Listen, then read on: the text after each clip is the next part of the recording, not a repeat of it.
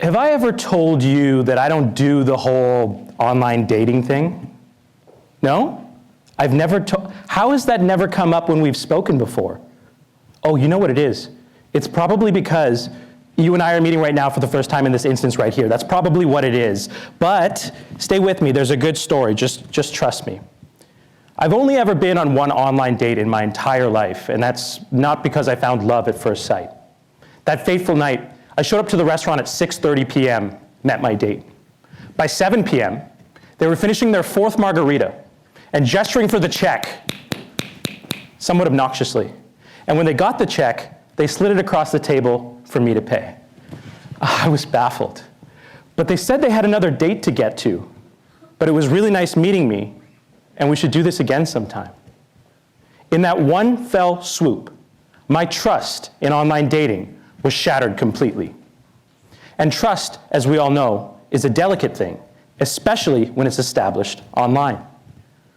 What does it mean to trust somebody online? Well, it means you think that they're reliable and that they're true, or you believe that there's strength in that person's character. Now extend that to their digital perception, and that's even harder to cultivate when it's through a computer screen. Trust, faith, confidence, dependence, all built and shattered in largely the same way. And although we've all heard the horror stories of what can happen if you put your trust in the wrong person online or the wrong company online, I don't think that's led to trust dwindling at all. I think what it's done is it's led to trust shifting away from mega influencers, away from mega corporations, and instead, it's come closer to home, to real people talking to real people. But let's take a step back. How did we even get here? Well, I learned 3 factors that destroy trust the hard way when I was a roving reporter down at CES. That's the Consumer Electronics Show. If you've never been there before, it's crazy. It's where tens of thousands of tech aficionados, they descend on Sin City, Las Vegas, right? And they bring all of their geeky gadgets and not nearly enough deodorant. Whew, speaking from experience. And there they are to learn about the latest and greatest in tech for the coming year. It was there that I met a man named Paul. And Paul's notable because he holds the record of having said to me the single most hurtful thing I've ever heard in my professional life. Paul said I shouldn't have a job. Ouch, right? And it wasn't that Paul thought ill of my experience or that he could do it better in any way. Paul just fundamentally believed my involvement down at CES, what I was doing there, spreading online interaction through social media, yeah, that could do nothing for brands but breed bad press. And that is why Paul was proud to tell me his brand, no, they were nowhere to be found online. So I listened to Paul, but I was curious. So after he was done, we huddled around the iPad and we typed in his brand name. And you know what? He was right about one thing. There were no owned properties that came up. But what happens when you type something into Google? Does nothing come up, or do hundreds of millions of things come up in a fraction of a second? And there were 3 things that came up that straight up mortified him, and as I said, destroyed trust online. Number 1, fake news. We all knew it was coming. And by doing just a little bit of digging, we saw that the fake news online was actually being published by smaller players in Paul's industry. They were trying to level the playing field. And as we've already said, Paul didn't have any type of online persona, so he wasn't there to defend himself. Number 2, there was essentially all of this misinformation that had risen up the search aggregators. And how did that happen? Well, it was through social amplification. Think about that. The articles that are being shared rampantly, they had no validity, just a little bit of fact-checking, and they were debunked. And then lastly, probably the most sad thing to anybody who is customer service-centric in this room or in the world, there were genuine questions from would-be customers, people who wanted to be in business with Paul, but there was no one for them to go to because there was no online community for his brand. As I said, he was straight up mortified when he saw these 3 things. Now you might be thinking, that's all good, Adam, but that's anecdotal. Well, let's take a step back and look at it on a macro scale. In North American and European markets, social e-commerce has famously failed, particularly in the last year.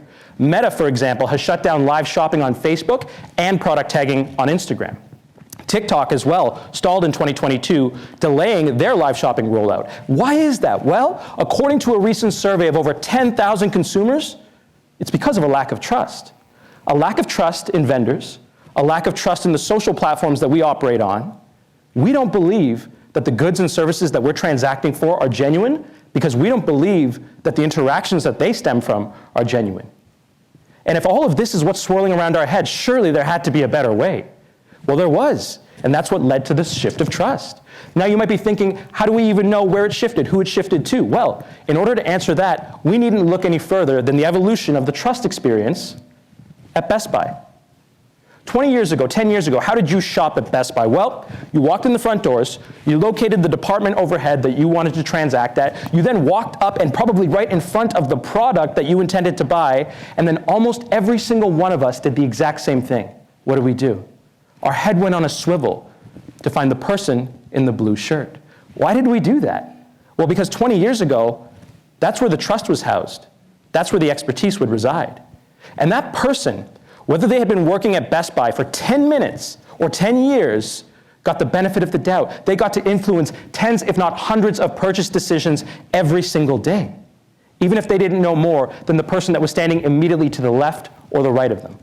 Pretty crazy, right? Fast forward to today. How do you shop at Best Buy? Well, actually, don't answer that, because I'm pretty sure half the room would just shout out, online, and that's not why we're here. For the purpose of apples to apples, let's assume you still go in store. Well, you'd still walk through those front doors. You'd still locate the department overhead that you want to shop at. You'd still walk up to the product that you want to buy, but your head no longer goes on a swivel. This is the shift. Your head now goes down. It goes into your smartphone. Why? Because today, that is where the trust is housed. That is where the expertise resides. When we think about the shift in trusted voices, particularly in the last decade or so, trust has gone from outside of our immediate networks to inside of our immediate networks. We trust our personal experiences, and in the absence of our personal experiences, we trust the personal experiences of people that we know, testimonials. And now more than ever, we are very, very wary of anybody who is overt about the fact that they may have a sales incentive. But there's another way that trust has shifted in terms of our voices, and it's one of my favorite areas to work in and talk about, which is, of course, the influencers. Does anybody know this story? It's one of my favorites. This is Ariana Renee, at Ari. She catapulted to stardom a few years ago, amassing 2.6 million followers, all before she could legally buy a beer in her home state. And the crazy thing about that is, from working in the industry, I know one thing is true. When you hit that threshold of fans, that's when the brand partnerships start to come in, okay? And she was no different. She got hollered at by a lot of different people, one of which was a clothing brand. And they said, listen, we want to be in the Ariana business. We want to give you your own clothing line. It's going to be fashionable. It's called Era. It's going to be awesome. All we need to do to get started is something very modest in scope. It's called an initial run. So all we need you to do is sell 36 shirts. And she thought, okay, that's pretty good. So she blasted it out to her family, to her followers, to her friends, and guess what? She couldn't do it. And at that point, every marketer the world over worth a damn turned to their colleagues and they said, what is the value of 2.6 million followers if you can't compel your audience to buy 36 of something? More important, this influencer misstep, it gave way to a shift in trusted voices, the emergence of the micro-influencer model. These are people who are highly, highly influential, but on a much smaller scale. A micro or a nano influencer, when they talk, people listen, absolutely. They don't have the millions of followers, but what they do have is our trust stemming from fewer degrees of separation. When a micro influencer activates, it's typically on a local or a niche basis, which also makes the whole experience feel more intimate. When a micro influencer engages you in conversation, a real person listens. More importantly, when a real person talks, a micro-influencer responds. And in doing that, the foundation of trust has quickly become authentic conversation. Now you might be thinking, that's all well and good, but I'm trying to deepen a relationship. I'm trying to make a sale. Surely there's got to be more to this, and absolutely there is. And to illustrate how we bring this home, there's no better story than that of Marcus Sheridan. Marcus started his own pool company called River Pools in 2001. And he was doing really well for a little while. Up until 2008, that's when the financial crisis hit. And don't get me wrong, economic downturn, it was a bad day for everybody, but it was an especially bad day for pool guys. On October 10th alone, Marcus lost 5 major client deposits. If we fast forward just a few short months to January of 2009, when the phone rang, it was no longer clients calling to cancel their deposits, it was the bank calling to discuss bankruptcy. If Marcus took that out, he would lose his home. If Marcus filed for bankruptcy, his 16 employees, they would lose their homes. And so Marcus decided to essentially approach this business conundrum from the perspective of trust. Marcus sought out and then answered every single one of the world's internet pool questions, even the ones that were really, really hard and required transparency around price. And you know what? In doing so, he did create this awesome repository of vlogs and blogs on his website that his employees could use as a catalyst for conversation with would-be customers. And he did, in doing so, manage to essentially become the world's most searched for pool company. And he did, as a matter of fact, also manage to save his business. Now, some pundits analyze the case of Marcus Sheridan, and they argue that what he implemented was a strategy whereby he activated a roster of content creators. I would argue what Marcus was doing was cultivating his own internal roster of trust creators. Because in the absence of those influencers, who we've already established we don't trust the same way we used to, who can you go to as a business owner, as a company, to know that your voice is going to be nurtured, it's going to be cared for, as much as you yourself were the one having the conversation? Well, as in Marcus's case, it was pretty simple. It was right under his nose, the employees. And the facts on employee advocacy speak for themselves. We as individuals, regardless of where we work and what capacity, we have the power. Our messages are being reshared at a rate of 24 times that of the big faceless entity. They're being discussed at a rate of 8x that of the big corporate brand. And you know what? Collectively, whether you're in this room or you're watching this online, we have about 10x the audience of the big corporate accounts.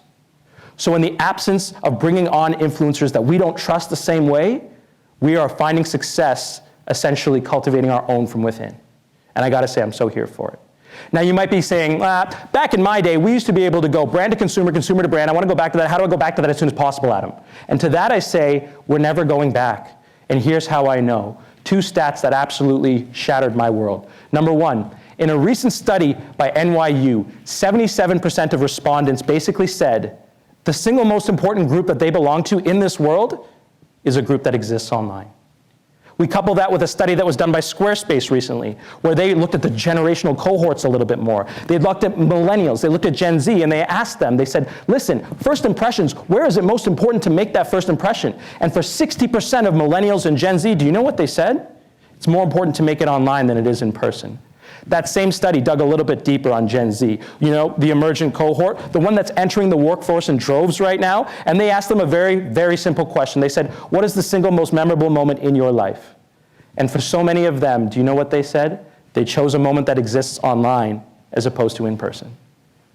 If all of these stats are meant to be believed, trust online is very quickly becoming trust, period. So no.